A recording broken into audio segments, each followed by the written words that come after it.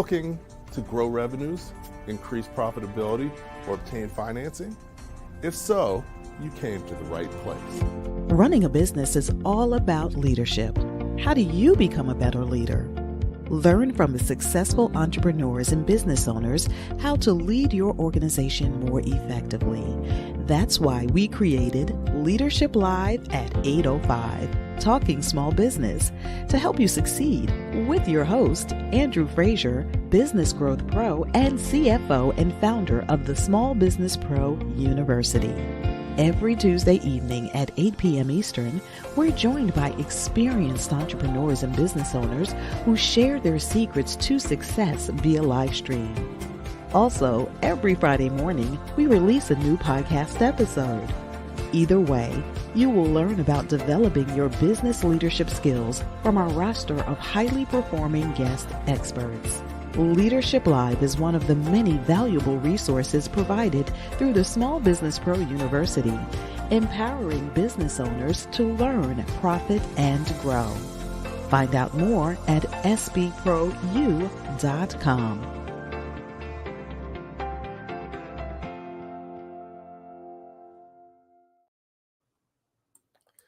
Good evening and welcome back to Leadership Live at 8:05 Talking Small Business. I'm your host, Andrew Frazier, and excited to be back with you on this Tuesday evening. Hope that everybody had a happy Thanksgiving holiday, got some rest, got some great food, eating good in the neighborhood, and now you're back ready to go. We've got the end of the year approaching quickly, and as a business owner, you want to finish strong. And it's key to finish your year strong, but also prepare yourself for a successful 2023. So those are some of the key things that we're going to be focusing on over the next few weeks. This evening, I'm excited about our guest and our topic. The topic is Geese Poop for Dollars. Definitely an interesting topic, and we're going to have some interesting and fun conversations around it. But at the end of the day, it's going to provide valuable lessons that you can utilize to successfully solve problems and create opportunities within your organization. So very excited about that. So our guest today is Stan Data Dobbs. He's spent over 20 years in the military. We actually started out and graduated the same year and started out in Navy Supply Corps School. I got out after 4 years. He hung out for longer and became a commander and really did some great things for the Navy, in addition to just saving the Navy over $1 billion. So not too many people could put that on their resume, but he's gone from there to really make a huge impact in the education side as well, on the public education, being a CFO and a superintendent of the school districts. So that's a little bit about him, but he can tell you a lot more, so I'll let him do that. Hey Stan, how you doing today? Hey Andrew, always good to see you, brother. Same here. Great to see you. I'm a little jealous because you still got sun outside. It's dark outside. I'm on the West Coast, brother. We cherish the sun over here. Yep. So you got the sun. Yeah. So you got the sun and you've got warmth.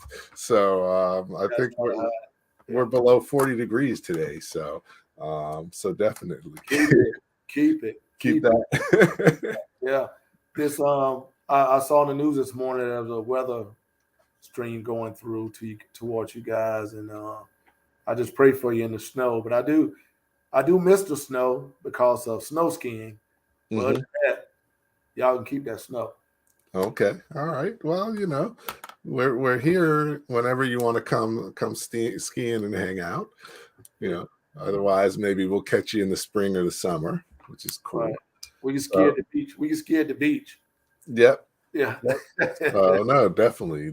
So that's cool. So it's been a little while since we chatted, but I wanted to bring you back on the show because you've done some great things and you just really have a great skill as far as problem solving and making things that are difficult and finding simple solutions that other people might not see. So definitely with the show, we want to help empower business owners to be more successful. So some of the ways that you think and look at problems could be very helpful for them.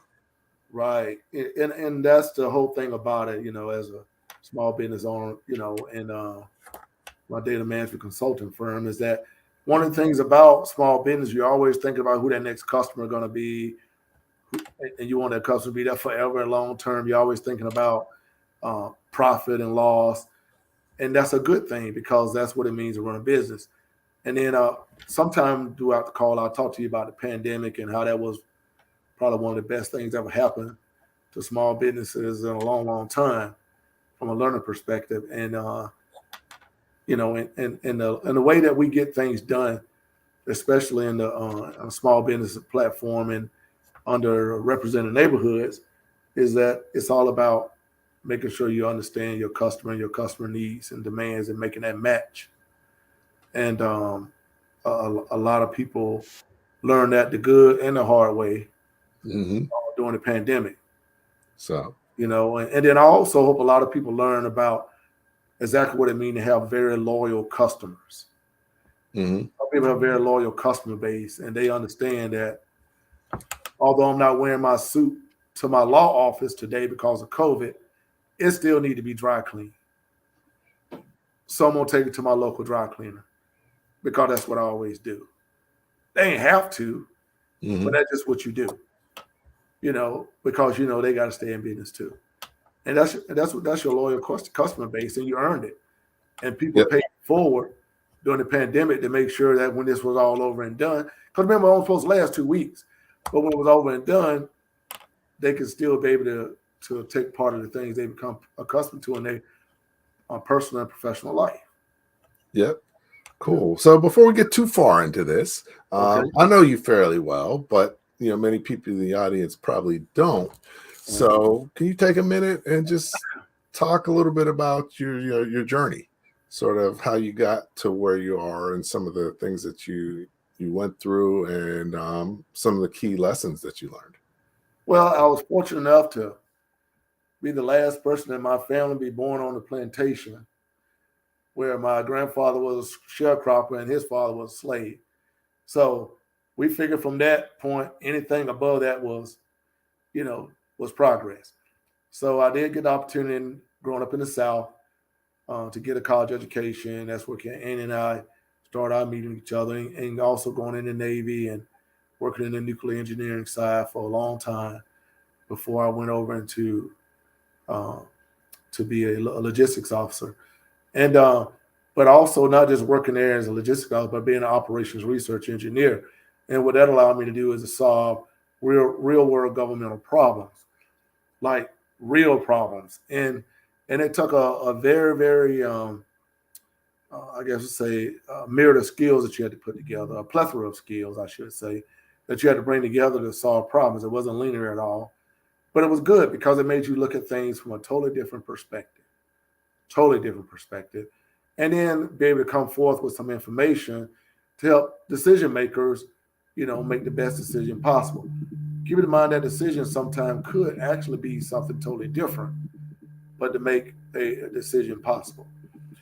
After the Navy, I ended up working in public education. Didn't intend to, but I ended up doing that. I was already teaching as an adjunct professor at a couple of universities, and ended up going to public education, working on the business operations side, and parlayed that into CFO, COO, CTO, CEO, superintendent, and just went up through that chain and had a good time solving a lot of problems for public education. And then after that, I got into, after I retired again, so that's the second retirement. Then I went into some data management consulting, and I'm working now with some Stanford University entities and some other folks to make that whole thing work out.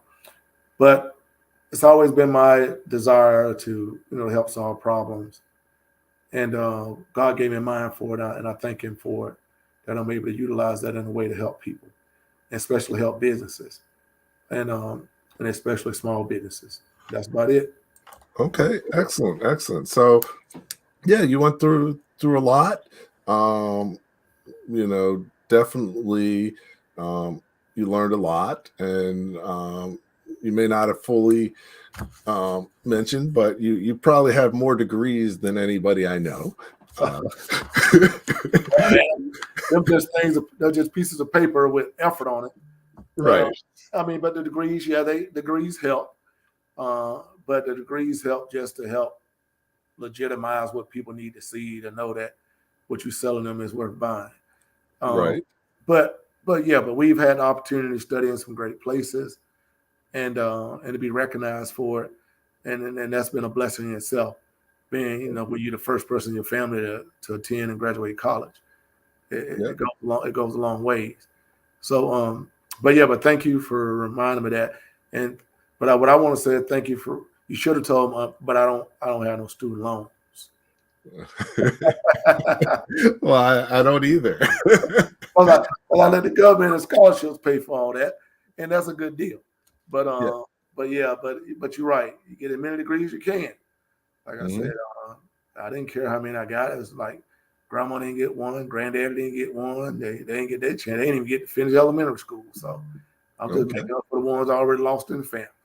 Excellent. So, one of the key areas, you studied engineering, you earned your nickname of Data. Yeah. And, a big piece of that is because, you focus on using data to solve problems. Right. And, that's a skill that not a lot of people have. But, you make it a lot simpler than it seems like it is. So that's one of the reasons why I wanted you to share just some of the things that you do and some of the ways that you look at things. But before we do that, we're going to take a quick break. Run the show through the Small Business Pro University. So I've got a quick video on that, and then I'll be back with Stan Data Dobbs talking small business. Looking forward to it. Do you own your business, or does it own you? Is your business growing, and are you making enough money? As a business owner, there are so many things you need to know to become more successful. Hello, my name is Andrew Frazier, the Business Growth Pro and CFO. I created the Small Business Pro University for you. Small Business Pro University has self-paced, dynamic, multimedia learning experiences created by more than 20 instructors who are business owners just like you. Small Business Pro University will empower you to become a masterpreneur by learning the secrets to creating a successful enterprise, to go from working in your business to working on your business. Take advantage of our strategic coaching program, or just simply choose the courses that you need at www.sbprou.com. We will empower you to thrive and not just survive, and make more money in any business environment. Okay. Welcome back to Leadership Live. I'm here with Stan Data Dobbs, talking small business. And, the title of the show is Geese Poop to Dollars. So why don't we talk a little bit about what that is and what that means? Because, the first time I heard you tell me the story, I was like, whoa. So what does it mean? How did we go from geese poop to dollars? Well, the thing about it, and most people call it geese poop to cash, but it really was dollars. It was funding dollars. But goose poop to cash for some reason stuck. I guess a newspaper or somebody used it. But what it boils down to is this whole ideal of, mostly any problem you have in your small business or any business, it's not linear. It's not just one variable that's causing you to have these problems. It's multiple variables that cause you to have problems. And a smaller number, like if it's 2 or 3, that's even better. But most time it's like 5 or 6. So one of the things that Geese Poop to Cash was about, one time in my past, I worked as a CFO and a chief business officer for a school district. And one of the things that we had out here in California was a problem with when the Canadian geese fly south for their migration period. And because they're pretty big geese, they leave a lot of poop, decrement, whatever you want to call it, behind. And so when you have school sites, they would fly over, and when you come back the next day, your basketball court is white, your grounds is trashed and whatever. But it's been, pretty much accepted that the geese gonna come through. So we had this ideal about, well, this is not really that sanitary. We really need to do something about the geese poop. It's like, what we gonna do about the geese? We can't redirect them or nothing. They're geese. And so got to thinking about it, like, well, there's got to be a way to solve this problem. So I said, well, what do they do in Canada? And so that's a good place to start, right? Canadian geese. And so in Canada, they have things that they use to clean up behind the geese and stuff, machinery and stuff. So I said, well, we need some of that. And so we looked at this idea again, this thing like a scraper, almost like a lawnmower or like a snowblower, but you actually try to capture the stuff that you pick up to collect the geese poop. A lot of it, because you got all these, time we had like 42 sites you had to clean. But it made it more sanitary for the kids to go out by the time lunchtime came around. And so we started doing that on a pilot basis. And we figured out we can get this geese poop. Then it was like, okay, we got all this geese poop. Now what you're going to do with it is in bags. You can't really just throw it in the dumpster. What are you going to do? But at the same time, a decision was made for budget cuts, and they wanted to cut the music program at the elementary schools. And so it was like, well, wow, that's not good. I grew up, my siblings and I all was in bands.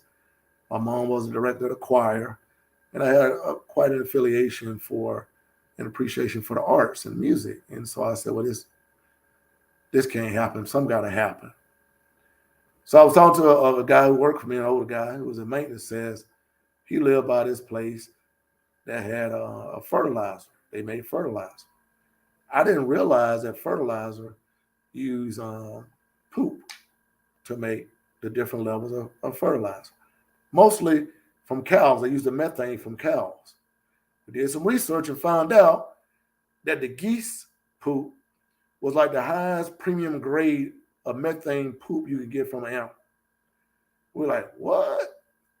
And so we got an idea now. We need to monetize this poop. I know y'all say, man, that is so crazy. But we had to monetize this poop and get some out of it, because we might have a potential buyer. So then we talked to the guy. Sure enough, the guy was interested in getting the poop. But then we had a problem.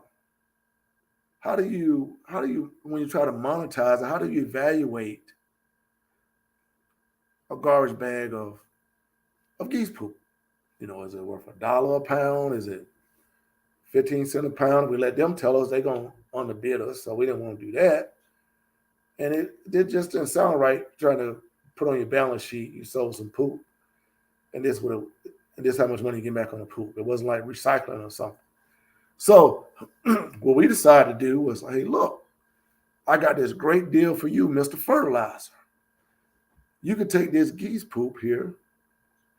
Whatever you're going to do with it, whatever you're going to pay us with it, that's fine. But we'll make you our exclusive provider and receiver of this high methane geese poop. And in exchange, what we want you to do is to continue to fund these elementary school music programs with the instrument that we was getting from Open Society and blah, blah, blah, so the kids don't lose out on music. It's a good program for you. You get to tell the world you say music. You get good premium poop. Solve our problem. We keep collecting. We give you more, keep going. And we shook hands on it. It was a deal. And as a result, Geese Poop to Cash turned into a venue to not only sanitize the play yard for kids to be able to go outside of elementary schools, but it also became a conduit for saving their music program. And that's the origin of Geese Poop to Cash. Okay. I mean, that's really amazing. because it sounds so easy when you say it, but for people to connect the dots, and actually, I have to say, at New York Life, I for a little while I was ran a facility, right, and we had a whole bunch of geese poop, and we had geese, and we never closed the dots on that, but probably partially because it was a corporation that had plenty of money, so it wasn't as big of a issue to them as it may be to a school district that is strapped for cash. But they didn't have kids running around out there playing in that too. Geese poop, and then somebody gets sick or whatever, and you didn't want to deal with all that. So, but really, a couple things just to highlight, takeaways. One of the first things you said is you look to see what other people were doing that had the same problem. Exactly. Because a lot of times there's nothing new, not too much new under the sun. Right. So, that's a good strategy for any type of problem you have. Right. Well, especially when you're running a small business. Think about back in the day when we had Blockbuster. Mm-hmm. Blockbuster?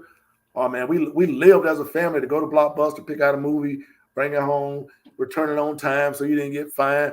Don't forget to rewind. Remember that? All that kind of stuff. And then when they went out of business, Redbox showed up. All right. Same format, just took the building away. It took the employee away.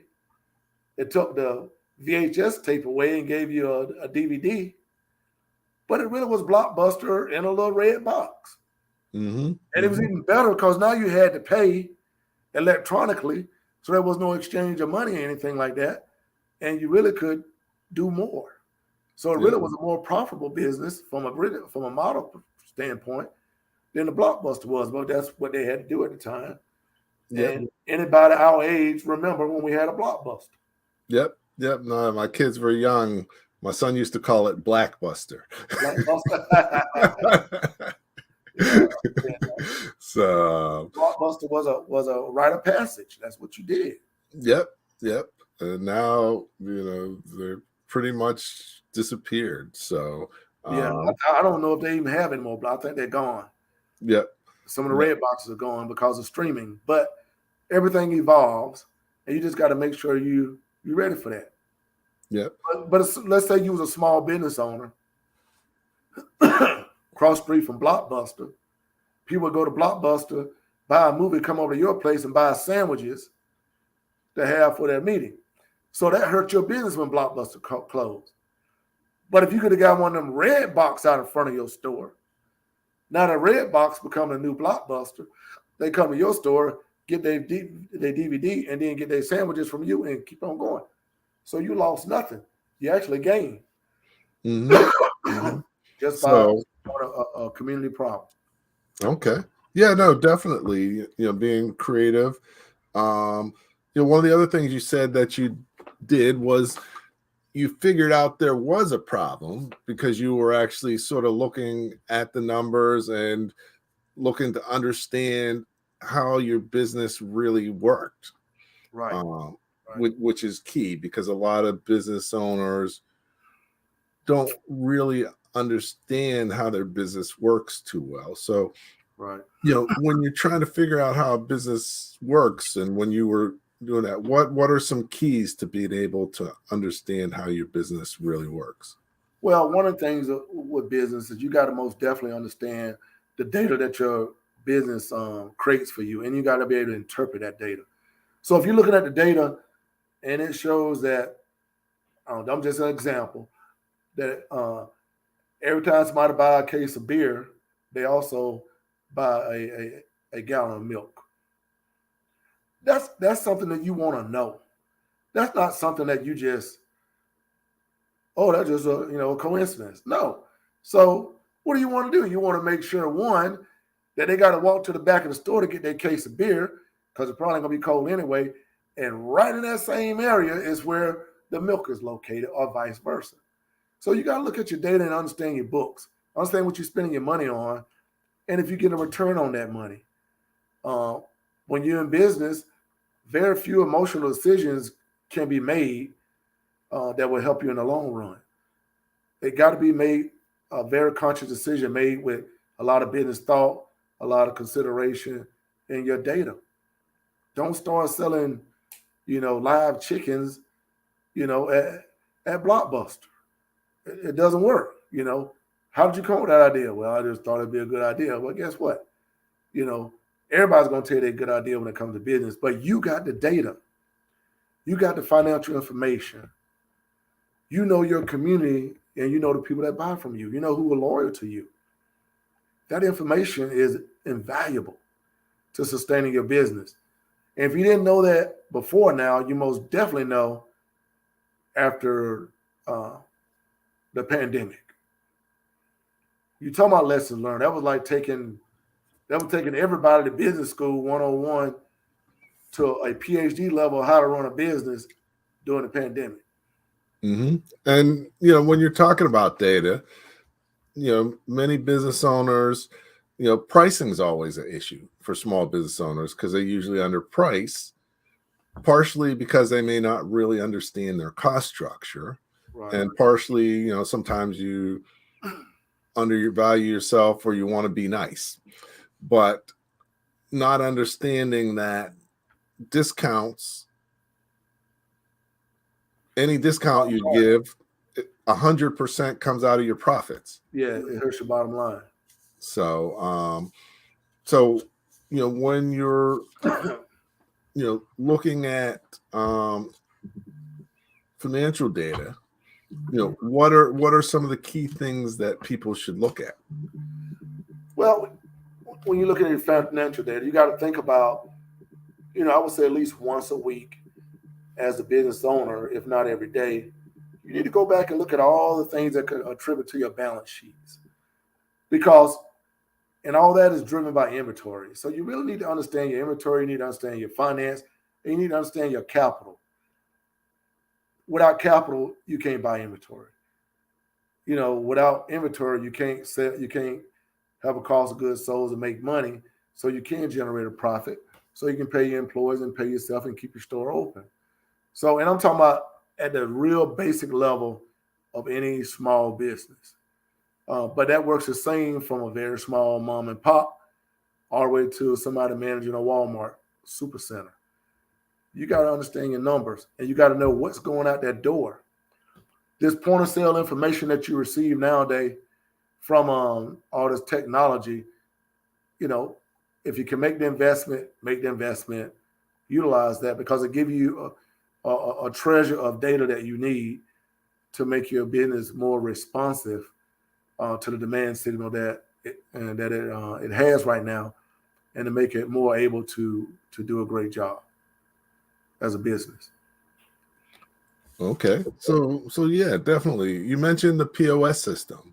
Right. And that's like the point of sale, right? Point of service or point of sales system. And, they provide a whole bunch of data, and people generally don't even take advantage of it.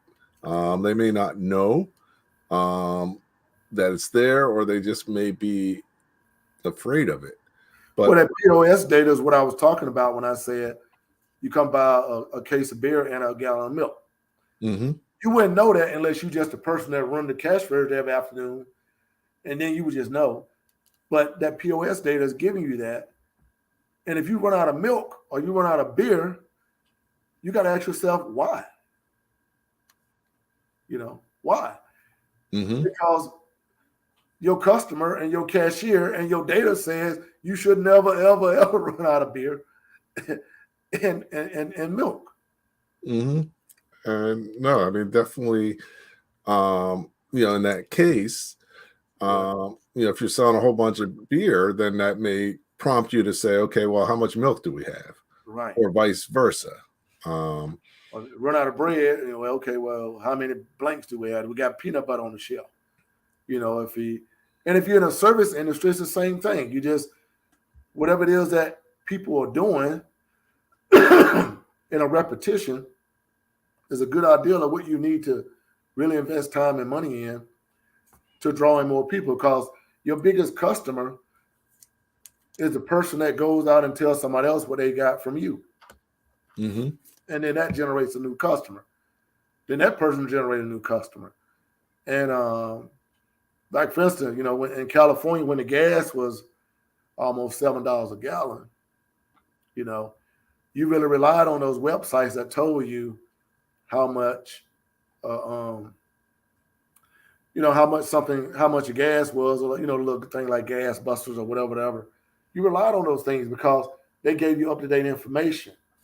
But when you were to the point where you look there, and everybody is at the one that got the lowest gas. Same idea, Did those guys selling gas make more money by selling their gas cheaper? I'm sure they did on volume of gas, but also people had to go in the store because it was for cash. So you had to go in the store and pay for the gas with cash. Couldn't use your debit card or whatever. You had to pay for cash.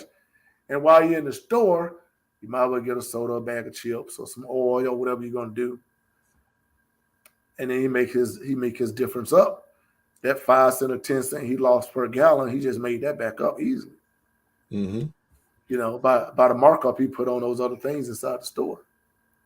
Right. But you can't know that that's happening if you don't look at the numbers. If you don't look at the data, all you're hurting is yourself. Mm-hmm. And if you're not able to look at the data, then make sure you're involved with someone or you have access to someone that can help you interpret the data from a business perspective so you can get the most value out of it. Right. And you don't necessarily have to have someone do it all the time. Really, you can have someone set up the appropriate reports for you. And then you can easily look at the key things that you need to know.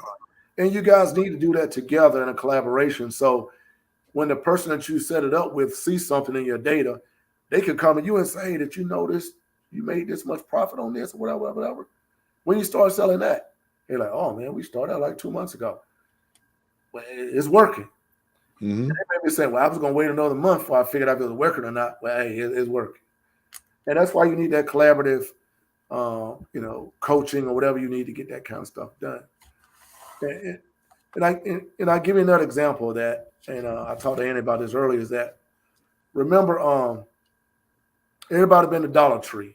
How many of you guys been to Dollar Tree? Just raise your hand. You've been there. And everything at the Dollar Tree costs $1. Now it may not be worth $1 for most of the stuff you get, but it's $1. And the lifetime, the lifespan of something that costs $1, you know what you're gonna do. When my kids were young, I used to take them to the store and say, you can get 2 things. And they were like, yay, because they had the dollar store. They think it was the best thing in the world. Now, Naomi would be 26 here soon. She reminded me, Daddy, you ripped us off when you tell. We thought we was getting some. Well, we was getting 2 stuff from the dollar store. I said, hey. Then I went up to 3 things sometimes just to really bring it home. But anyway, the dollar store during the pandemic, taking advantage of the crisis, increased their price one time by 25%.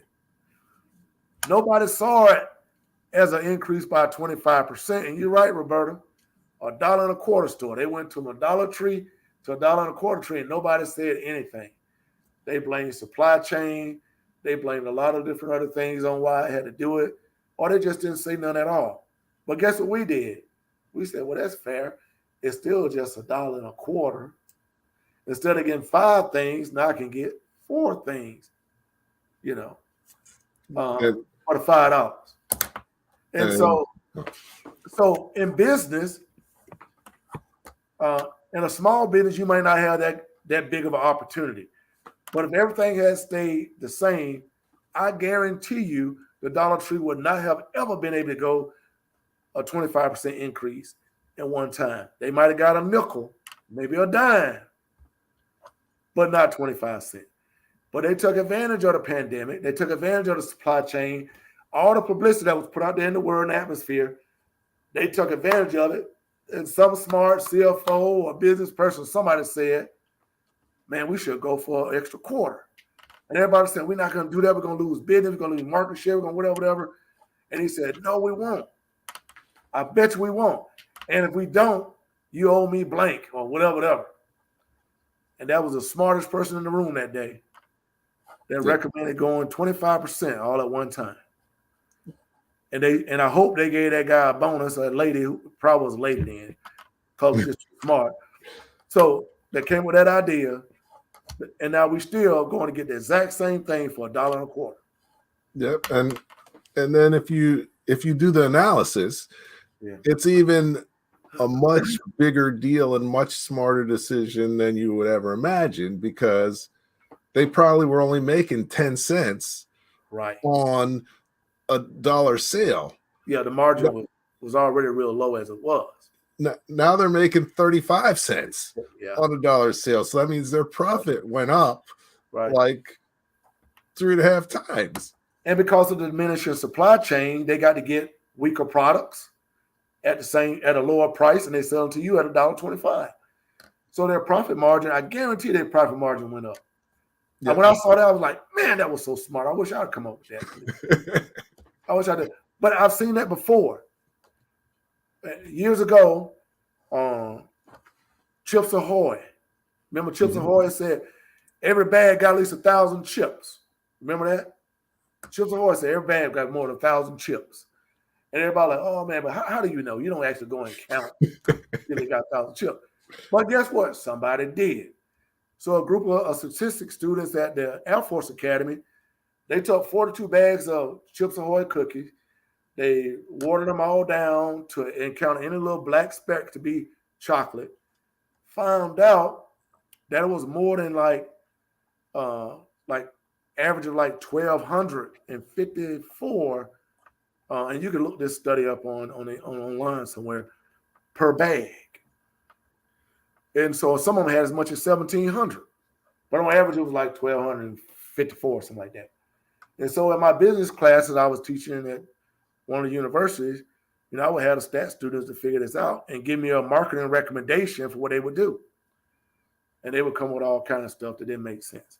But what Nabisco did, they came out, they made the exact same pack of cookies, Chips Ahoy, and they slapped a sticker on it that said 20% more chips. and they charge you like 50 cents or something like that, or $1. I mean, the bag wasn't bigger. Just put a little slogan came on there that said Chips Ahoy cookies, 20% more chips.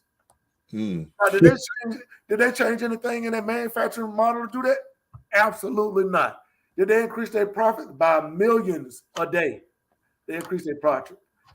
20% more chips. So when you went to go grab a bag of Chips Ahoy or the 20% more chips, Ahoy, which one you got? You got 20% more chips because you wanted more chocolate chips.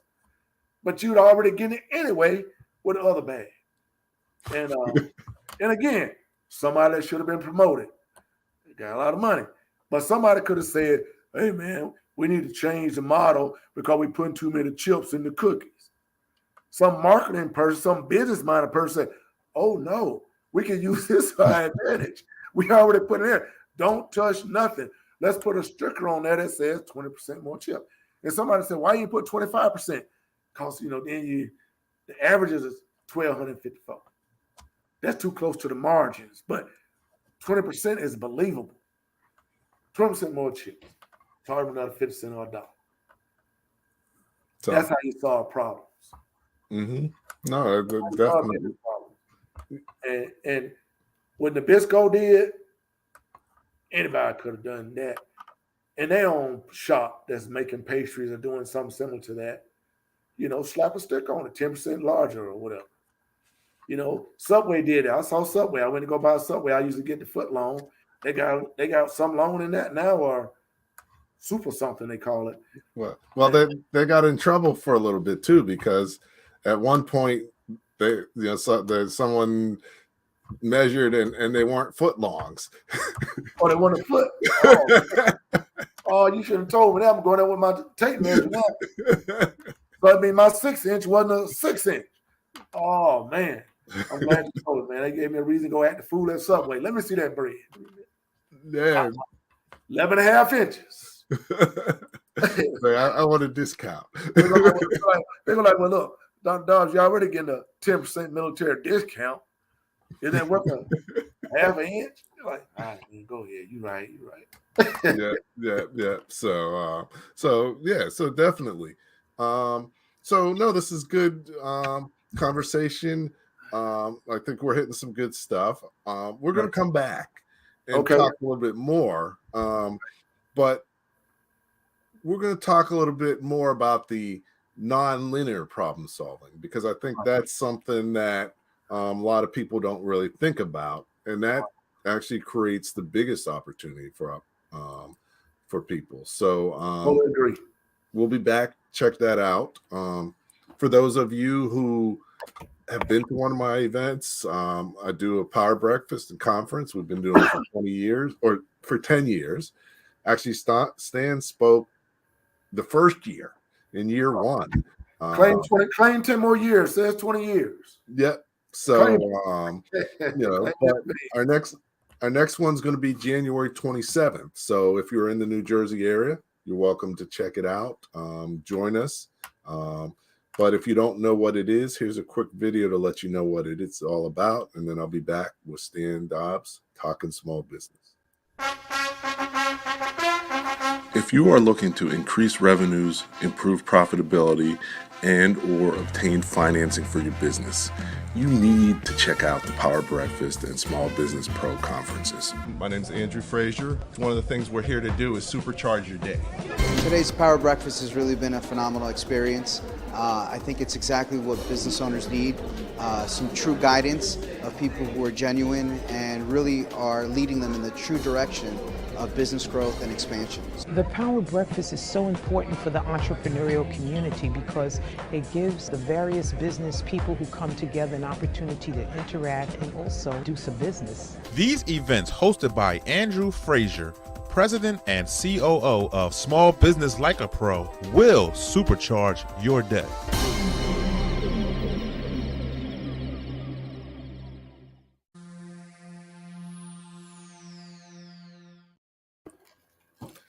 Okay, back here with Stan Dobbs talking small business. Before we go too far, we do have a question and some comments. So I just want to make sure. I like that whole brain trust idea that you shared at the end of your presentation. All right, go ahead. Let's hit a question. Okay, so Roberta asked about service businesses can be different from product businesses, but what is some of the data and inventory sides of service businesses that people should be aware of and make sure that they understand? So let's say you're selling services, or you're doing income tax returns, you're doing accounting, you're doing a law office or a dental office. All those things have a cost per unit for what you're doing. So from a data perspective, using almost like a point of sale system and the codes you got to use to charge everything off from a dental or medical or legal or whatever process, those are the data points you need to make sure you understand how you maintain your inventory for the things that you want to do. Good thing about it is some of your inventory is intellectual, so it doesn't really come at a real price, but you get to charge somebody a price for it. And that's like being a partner, a senior partner, a junior partner, and whatever that fee may be. But you gotta create everything you do into a piece of data of something that you track, because there's almost nothing you do that's not repetitive. Anything you do that's repetitive, then you need to have a way of how you're going to do it and how you're going to count it. So therefore, you can understand what your inventory services really are.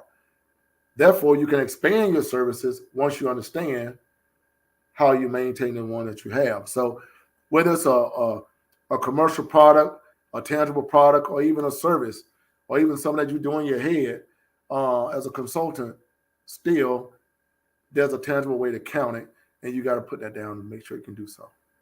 That's how I would do it. Okay. Excellent. Right. So now, when we're talking about, we said we get back to nonlinear problem solving. Okay. And, I think one of the first keys before you can solve a problem is you need to understand the root cause of the problem, right? Not just the symptoms. So what are some ways that you can figure that out? Well, I think one of the things that a lot of people approach problems from the standpoint of what's aching, just like you do in your body. If your foot hurt, you go find something to rub on your foot, that makes sense. But if your toe hurt, you don't go get something to rub on your foot or your hand because it's your toe. But we look at problems sometimes and we think the problem that we have is what's right in front of us. And that's not the case sometimes. Very few problems in your life are linear. Anything, I'm talking about marriage or anything, is not linear from the standpoint of problems. If you got a family, they have a communication problem, I guarantee they got some financial problems. And they got some other things that's going on too. So, but you're in your business, it's the exact same thing. So if you're not managing your inventory, then you can't look at your sales and say, why are my sales going down? Your outcome is sales, always, always. Your outcome is not even profit, it's sale, because you can't even get profit if you don't do a sale. So sale is the outcome that you want to stay focused on. So you got sales. And then with those sales, you want to go back and figure out what those things are that impact your sales. Is it where you place on the shelf? Is it the inventory you bring in? The cost of the inventory? The person you bought it from? Is it the supply chain that provides you what you need? You got to take into effect all those different variables to impact what that end result's going to be, so you can really track what your anticipated sales are going to be. So a lot of people focus on profit, and that's a nice thing to focus on, but what is profit without sales? What is sales without inventory? What is inventory without a supply chain? What is a supply chain without a product and a customer to sell it to? We know the answers to all those questions. So why do you think it's just about profit? Mm-hmm. Okay, so there's a lot of relationships and a lot of things that can go into, and because of that, a lot of people don't look at their data, so Right. they may think that the problem they have is different than what it is, Right. and as a result, what they do to try and solve it isn't going to solve the problem and might even make the problem worse. Exactly. And that happens because if you're making the decision without the appropriate information, how could you expect to be successful? So if you're making a decision without appropriate data, how can you expect to be targeted? When you're in a small business, you ain't got time to waste time. You got to be able to make sure that the time you put into something is time well spent, because you don't have time, because you might be running the cash register, you might be the one at the door, you might be stocking shelves, you might be the one to do the inventory, you might have to go pick up some more supplies. If you're a 1 or 2 or 3 or 4 man operation, you don't have time to waste time. Time for you literally is money. So you got to focus that time in on everything that you need to do to make sure that your focus is on the things that you do, not the things that you don't need to do. Okay. So definitely it helps you to focus. Yes. I know a lot of times when I'll go work with a business, many times what I end up helping them with and needing to help them with is something different than they realized. Oh, yeah. Actually, one of my clients was like, I didn't even know a lot of problems I had until you pointed it out to me. So it's always good to have an external perspective as well. Have someone who is a problem solver that can work with you, because sometimes you don't see because stuff's too close to you. And I got a story for that. Okay. Right at home. When I was young, we got our first car. Me and my friends, we just go to band practice and baseball practice and stuff in it. Back then, you put like 50 cents worth of gas in it, and you was good to go all day. Well, anyway, it was an old car. We couldn't afford tires, so we get them out the dumpster. The car was overheating, and we started carrying jugs of water around with us because every time we start, the water come out. So we replaced the hoses. So when y'all got some hoses, that didn't do it. Replaced the thermostat, that didn't do it. Replaced the water pump, that didn't do it. And we were running out all our little old money. We was cutting grass and everything, trying to keep this old ragged car on the road so we can go do the thing we want to do. We even had the audacity to try to take somebody on a date in this old ragged car. But that's a different story. So one day we went to the junkyard again to pull a radiator because we said, well, we need to replace a radiator. And there was an old blind man at the junkyard that was running it. And the blind man said, well, what's going on? We told him. He said, well, crank up the car. And he put his hand on the hood of the car. Then he said, lift the hood. He lifted the hood. He put his hand over the radiator cap. Then he said, go back on the other side of the building, right side, look over there beyond this thing and bring me that little air pump. Went and got it, brought it in there, turned the car off, let it cool down. He took the radiator cap off, put it in this little thing and pumped it one time and it said, poof. He said, boy, you don't need no but a radiator cap. Man, we felt so stupid. We sit around there and pull the water pump, the hose, the thermostat. We get ready to pull the radiator. All we needed was the single least thing on the whole system, which was radiator cap. From that point on, I learned to problem solve from a different perspective. Find the weakest link, make sure I understand that, and understand the critical path.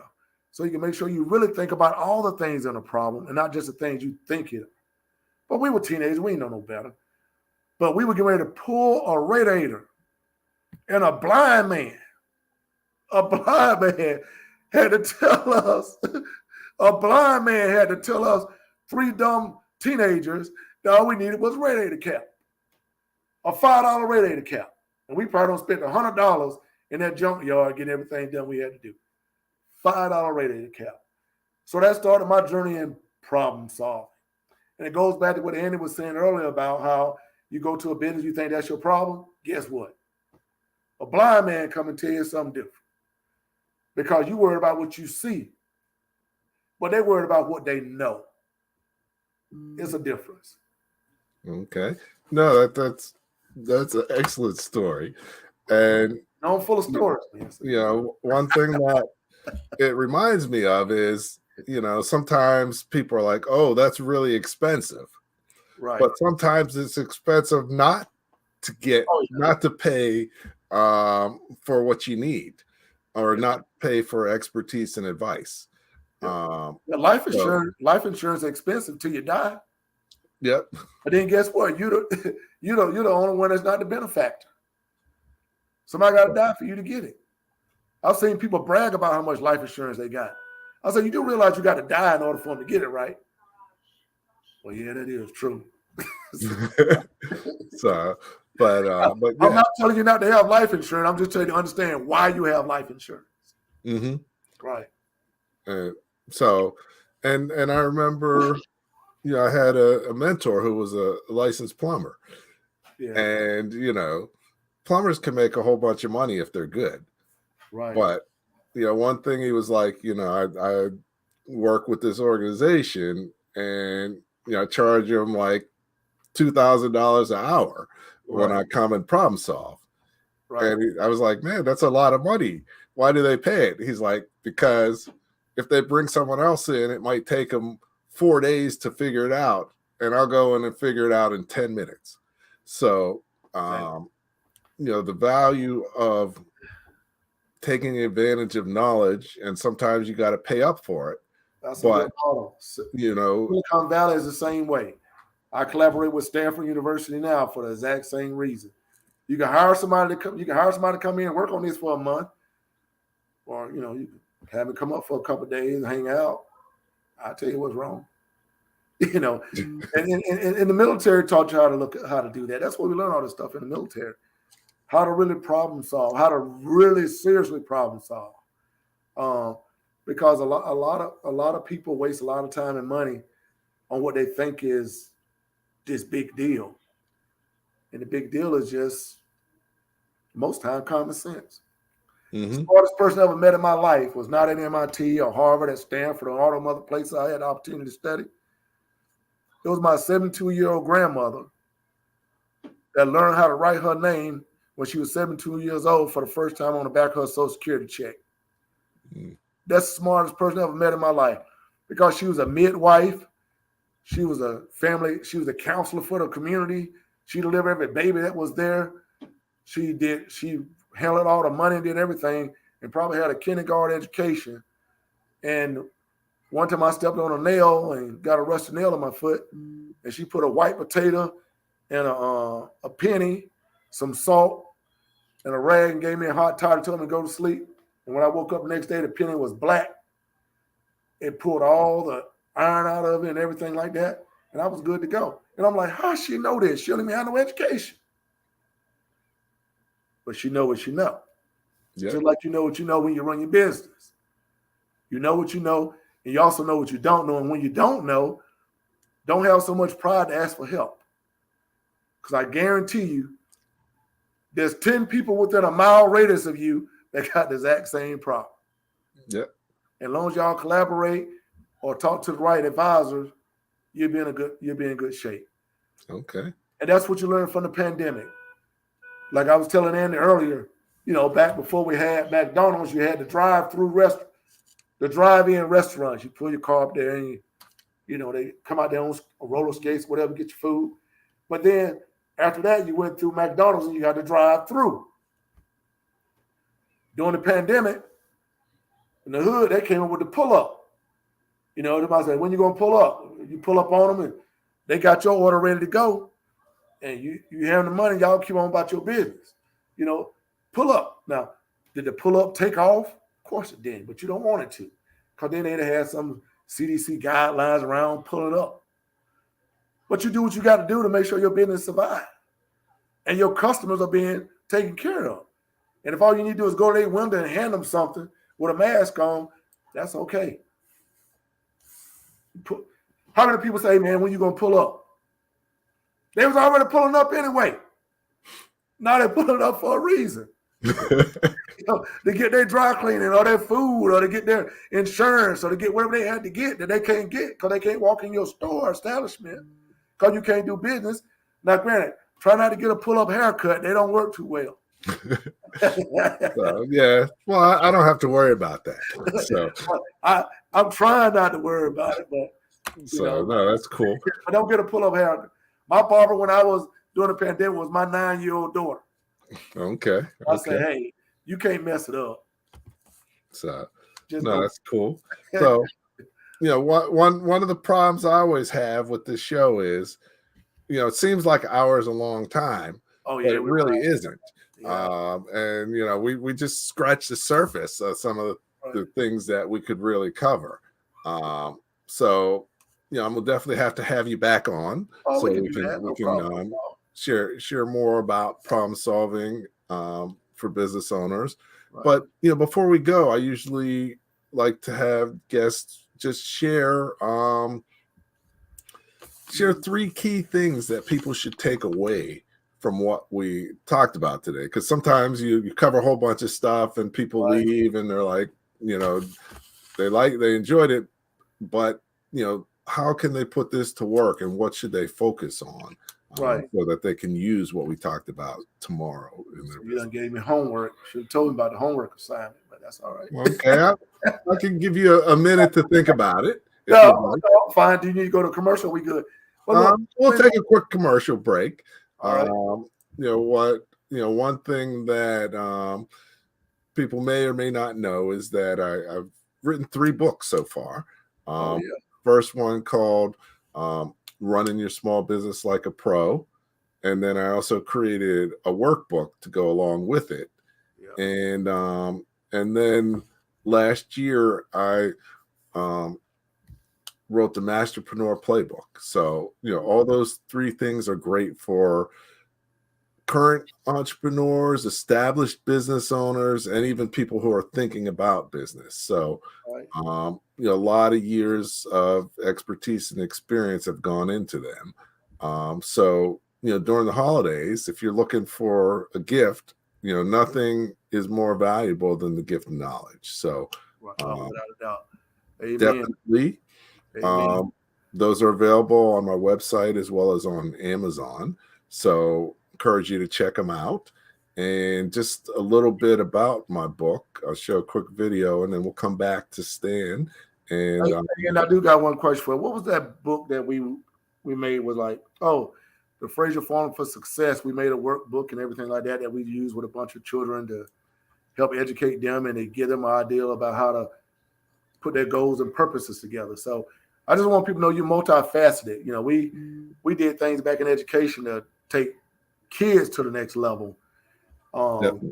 Definitely. But go ahead with your commercial. Sorry okay. So here's a little bit about the Masterpreneur Playbook. Yeah, this is my most recent. It's not even available yet. Oh, it's not? Okay. The Masterpreneur Playbook. Okay.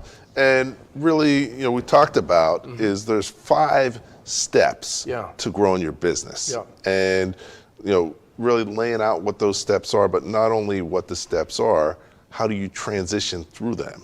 And, each stage, you have certain things, there's a certain challenge that you have to overcome. Right. There's a certain goal you have to achieve. Right.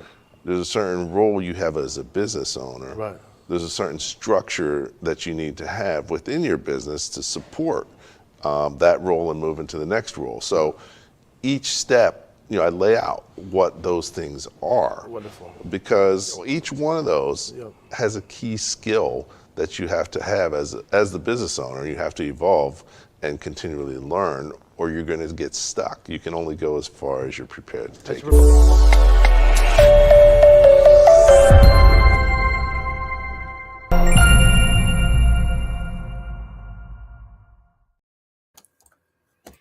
Okay, welcome back. I'm here with Stan Dobbs, talking small business.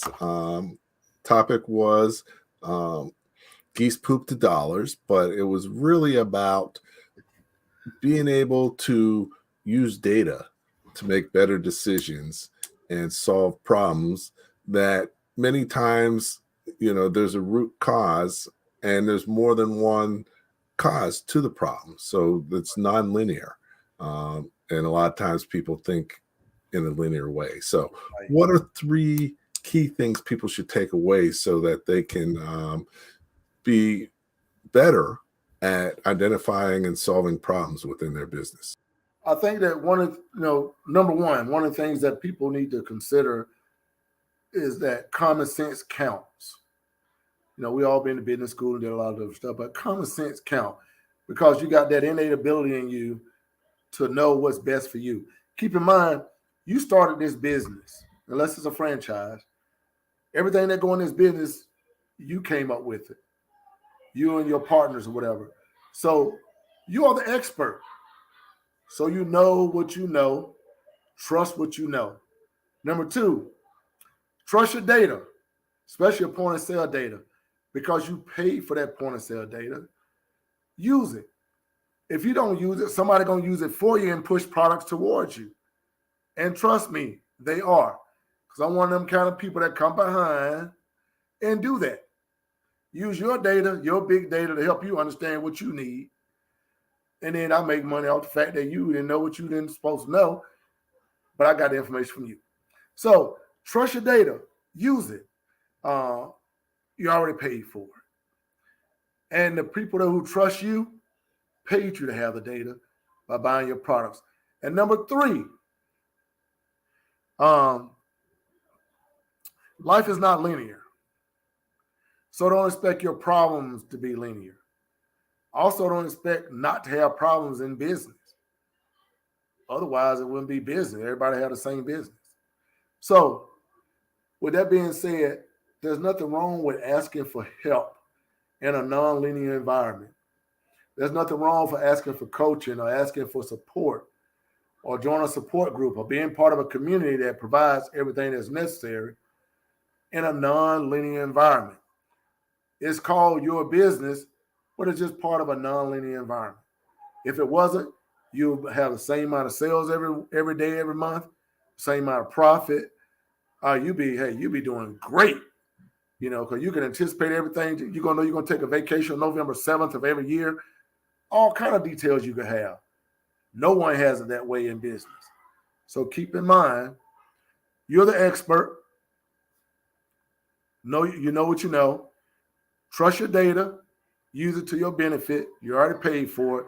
And number 3, ask for help, because life is not linear and business is not linear. Everything is non-linear and got more variables involved than you could ever imagine, but everything is solvable. Okay.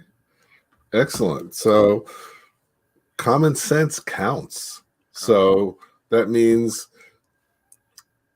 anybody can be, you don't need a fancy education to be successful. So most people that have these mom and pop establishments have been running since we were kids, 30, 40, 50 years. They had no education, most of them, but they sustained the business for 40 years. Now, can you come in and help them? Of course you can. You come in and help them monetize the business, get new equipment to make it more efficient, help them understand point of sale, help them understand how to use their data, help them understand how to lower their costs, increase their margins, increase their profit, how to expand. You can come in and help them do a whole bunch of things. But the core of that business is still that mom and pop. Mm-hmm. And that's what you're selling. Okay, cool. Right. And then use and trust your data. Yes. And I might even add gather, use, and trust your data. Right. Because you might want to gather additional data on additional things. So, right. But right. Data is key because you need facts. But you got to start somewhere. You got to start somewhere. So I'll just say start. I guarantee if you start the day with 8 variables, a month from now you'll have 12, then you'll have 20. And you'll be amazed at stuff you're tracking that you never thought you would track. Mm-hmm. I got stuff to this day that I track as an educator administrator that now is law in some of the places across the country, especially in California because of the pandemic. But I was tracking it way before there was a pandemic, and now they're like, oh, now we understand what you mean by instructional lost time. Yeah, it kind of correlate with students having decline in learning. So now you got kids behind. Mm-hmm. They come in and fix it. It's like, well, okay. I'm retired. One thing I want to tell you too, being retired is a nice thing to be. Mm-hmm. Yeah, I had to get dressed so I can come do this. Well, we appreciate getting you out of your real clothes with a real collar and stuff like that. And also, it just gives you an opportunity to think about those things that mean a lot to you, and also help people that mean a lot to you. So, it took being retired twice to get to that point. But I think that that a lot of people don't understand just how much help is out there for them if they just make their concerns known. And someone like Small Business Pro and you, Andrew, thank you so much for doing what you're doing. They got a venue to be able to address those issues in a timely manner and really get some real good support. Okay, excellent. Well, thank you so much for joining me tonight. I appreciate you letting me get you out of your normal routine and come and hang out and chat about small business. Always a pleasure to hang out with you. Likewise. And to the audience, thank you so much for giving me the honor of your time. Okay, excellent. Yeah. And I'm going to close things out, but hang on and, we'll chat afterwards. So just want to say thanks again for people tuning in. Thanks for your questions. Thanks for your comments. Really, this is for you. So we want you to get as much as possible out of the experience. And so we encourage you to be interactive. As you know, each week we do it. And, really the key to being successful as business is the more that you know, the faster your business will grow and the more successful you're going to be. Are you looking to grow revenues? Thank you for listening to Leadership Live at 805, Talking Small Business. Subscribe to our YouTube channel and to the podcast on your favorite podcast platform. Leadership Live is one of the many valuable resources provided through the Small Business Pro University, empowering business owners to learn, profit, and grow. Find out more at sbpro.u.com.